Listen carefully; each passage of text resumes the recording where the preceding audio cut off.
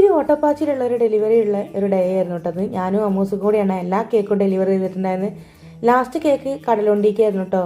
ഒരു പ്രവാസി സുഹൃത്ത് തന്നൊരു വർക്കായിരുന്നു കേട്ടോ. ദുബായിലുള്ള മകൻ്റെ ബർത്ത്ഡേക്ക് വേണ്ടിയിട്ട് സർപ്രൈസ് കൊടുക്കാനാണ് കേട്ടോ പറഞ്ഞിട്ടുണ്ടായിരുന്നത്. കടലുണ്ടി റെയിൽവേ സ്റ്റേഷൻ്റെ അടുത്താണ് കേട്ടോ അവരുടെ വീട്. ഹോം ഡെലിവറി ആയിരുന്നു കേട്ടോ. എന്തായാലും ഞാനും അമ്മൂസും കൂടി കേക്കൊക്കെ ഡെലിവറി ചെയ്യാൻ പോയിട്ടോ. എന്തായാലും കുറച്ച് ബുദ്ധിമുട്ടുണ്ടായിരുന്നു കേട്ടോ വഴി കണ്ടുപിടിക്കാൻ. എങ്ങനെയെങ്കിലും അതൊക്കെ കണ്ടുപിടിച്ച് അവിടെ എത്തിയിട്ടോ അവരുടെ ഉമ്മയുടെ അടുത്ത് കേക്ക് ഏൽപ്പിച്ചു കേട്ടോ.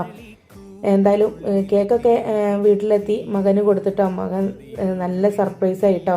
ഷിൻജാൻ തീമിലുള്ള കേക്കായിരുന്നു കേട്ടോ പറഞ്ഞിട്ടുണ്ടായിരുന്നു. മകന് ഒത്തിരി ഇഷ്ടമുള്ളൊരു കാർട്ടൂൺ ക്യാരക്ടറായിരുന്നു കേട്ടോ. എന്തായാലും വാവയുടെ സന്തോഷം കണ്ടപ്പോൾ എനിക്ക് ഒത്തിരി സന്തോഷമായിട്ടോ.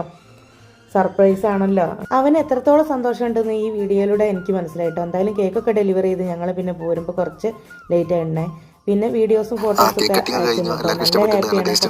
മോനിക്കായാലും ഭയങ്കര ഇഷ്ടപ്പെട്ടിട്ടുണ്ട്. മോനിങ്ങനെ കേക്ക് മുറിച്ചിട്ട് കൈകൊണ്ട് കട്ട് ചെയ്യാതെ തന്നെ ഇങ്ങനെ വാരി തിന്നായിരുന്നു. എന്നുവെച്ചാൽ കഴിഞ്ഞ പ്രാവശ്യം ഇതേപോലെ ഞാൻ വേറൊരു ടീമിനെ കേക്ക് ഏൽപ്പിച്ചിരുന്നു.